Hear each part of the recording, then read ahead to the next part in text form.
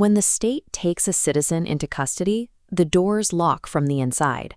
Historically, this shielded environment means power operates without immediate oversight. Article 21 of the Indian Constitution guarantees the protection of life and personal liberty. Yet for decades, this guarantee failed to penetrate the physical walls of the local police station. In 2020, the Supreme Court of India handed down its judgment in Paramveer Singh Saini v. Baljit Singh, breaking completely from standard judicial behavior. Rather than issuing another round of theoretical warnings against custodial abuse, the bench adopted the role of systems engineers. The court concluded that abstract human rights can only be enforced by forcibly altering the technological environment of law enforcement itself. To understand why the court took the step, we have to look at the decades of judicial frustration that preceded it. This judgment highlights decades of failed solutions.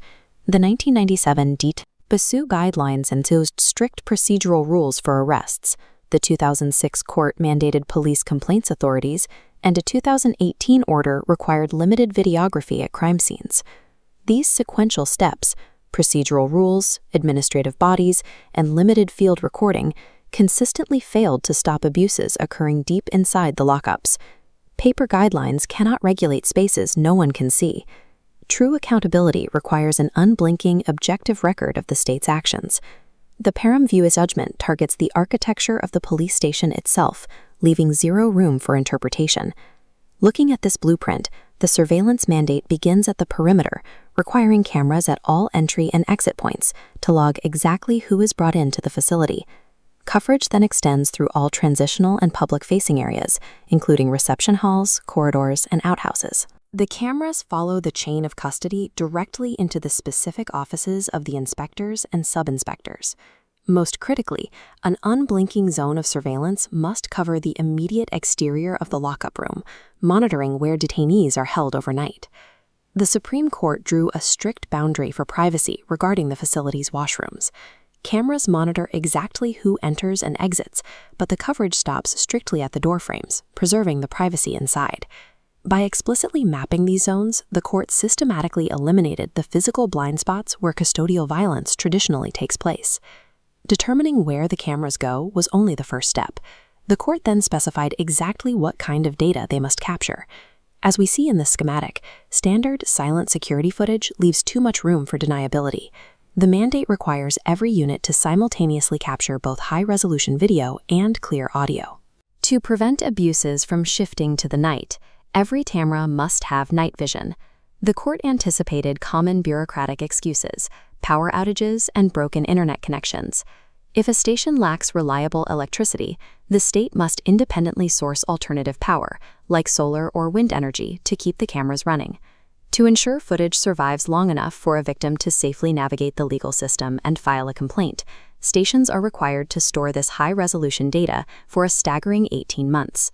If 18-month storage isn't commercially viable today, the state must buy the maximum capacity available on the market and upgrade continuously as technology improves. Through these precise hardware specifications and independent power requirements, the court removed technical failure as a valid legal defense. The infrastructure itself is treated as a constitutional safeguard. To prevent this hardware from rotting on the walls, the judgment constructed a rigid administrative hierarchy to govern the network. Looking at this organizational flowchart, the operational baseline rests on the Station House Officer, or SHO. The SHO holds strict personal liability for maintaining data backups and reporting malfunctions. To prevent local cover-ups, the SHO reports directly to a district-level oversight committee. This committee holds an active mandate to pull and review footage at random, hunting for unreported human rights violations. Sitting at the top is the state-level oversight committee, composed of senior government secretaries and police officials, responsible for securing the budget and procuring the actual equipment.